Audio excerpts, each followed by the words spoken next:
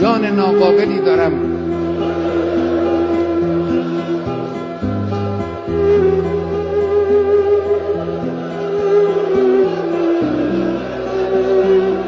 جسم ناقصی دارم.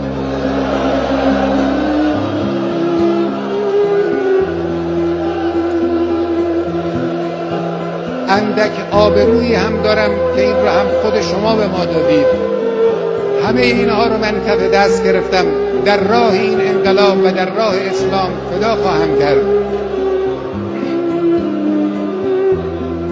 اینها هم نثار شما باشه. سید ما، مولای ما، دعا کن برای ما. صاحب ما تویی، صاحب این کشور تویی، صاحب این انقلاب تویی. پشتیبان ما شما هستید. ما این راه رو ادامه خواهیم داد، با قدرت هم ادامه خواهیم داد. در این راه ما رو با دعای خود، با حمایت خود، با توجه خود پشتیبانی بفرما. بسم الله الرحمن الرحیم. اذا جاء نصر الله والفتح ورأيت الناس يدخلون في دين الله